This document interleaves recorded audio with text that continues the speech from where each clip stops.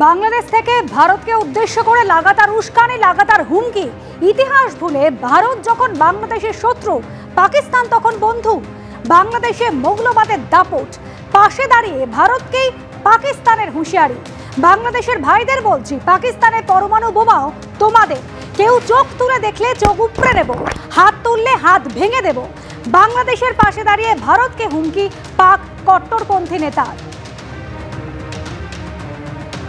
आज हम अपने बंगाली भाइयों को जवाब देते हैं, उन्हें बताते हैं कि भाई ये पाकिस्तान तुम्हारा है।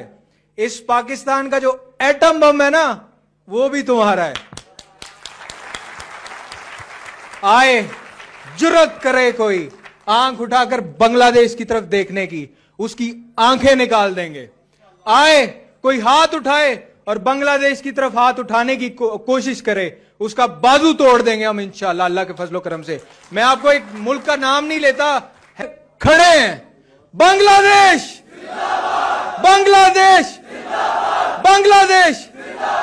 পাকিস্তানে আমরা যত জানি সিচুয়েশন ওখানে এত খারাপ কি ওখানকার নিজে লোক আটা চাল ডালের জন্য ওখানে প্রবলেম আছে। পাকিস্তানে তো হিউম্যান রাইট বাংলাদেশ থেকেও খারাপ, এটা আমরা সবাই জানি। রোজ ওখানে প্রত্যেক দিন যে মাইনরিটিজ হিন্দুজ আছে স্পেশালি, ওদের মহিলাদের সঙ্গে ঘর্ষণ হয়, ইয়াং মেয়েকে কিডন্যাপ করে ফোর্সফুলি ওরা বিয়ে করে দেয়, কনভার্ট করিয়ে দেয়। পাকিস্তানে এক সময় কত পপুলেশন ছিল, এখন লেস দেন 1%। তো পাকিস্তান তো এই মামলাতে বাংলাদেশের গুরু হয়ে যাবে। যদি বাংলাদেশ পাকিস্তানের অনুকরণ করতে চায়, তাহলে পাকিস্তানে তো হিউম্যান রাইটস ভায়োলেশনের আর খারাপ স্থিতি আছে। বাংলাদেশে বারবার লাগাতার নিশানা করা হচ্ছে ইসকনকে, পাশাপাশি মৌলবাদীদের তরফে হুমকিও, সেটাও সমান্তরালভাবে টানা আসছে। ওই পান্ডাগুলোকে ওইভাবে কোপানো, এখন অস্ত্র হাতে নিতে হবে, সময় এসে গেছে গা। এটা আমরা বুঝতেছি না, সময় চলে যাচ্ছে কিন্তু আমরা এটা বুঝতেছি না। আমি স্পষ্ট দেখতে পাচ্ছি বাংলাদেশে এখন সবচেয়ে বড় বিপর্যয়কারী হচ্ছে ইসকন।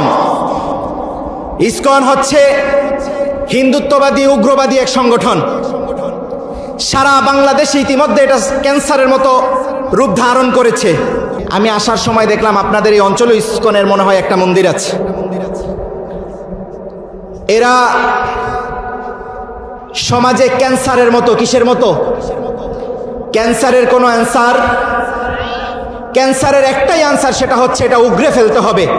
শরীরের যেই অংশে ক্যান্সার হবে সেই অংশটা কেটে না ফেললে এই অংশ ঠিক হবে না, সারা শরীরে ক্যান্সার ধরবে।